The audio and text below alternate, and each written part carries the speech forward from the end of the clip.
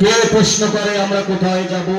আমরা তো বলেছি আমাদের যাত্রা অনন্তকালে, উদয় ও অস্তের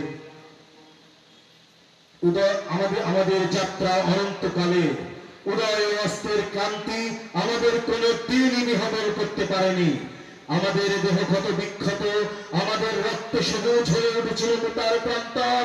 পৃথিবীতে যত গোলাপ ফুল ফোটে তার লাল বর্ণ আমাদের রক্ত, তার সুগন্ধ আমাদের নিঃশ্বাস ও বায়ু। আমাদের হাতে একটি মাত্র গ্রন্থ, আল কোরআন। এই পবিত্র গ্রন্থ কোনদিন কোন অবস্থায় কোন তাওহীদবাদীকে থামতে দেয়নি। আমরা কি করে থামি? আমাদের গন্তব্য এক সোনার তরুণের দিকে, যাই ভূপৃষ্ঠে নেই। আমরা আমাদের সঙ্গীদের চেহারার ভিন্নতাকে গ্রাহ্যের মধ্যে আনি না, কারণ আমাদের আত্মার গুঞ্জন হু হু করে বলে আমরা এক আত্মা, এক প্রাণ।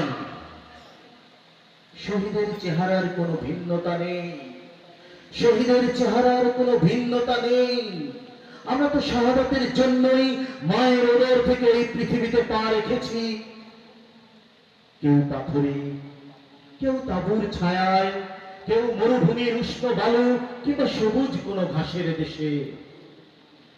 আমরা আজন্ম মিছিলেই আছি, এর আদি বা অন্ত নেই। 1500 বছর ধরে সভ্যতার উত্থান পতনে আমাদের পদশব্দ এতটুকু থামেনি।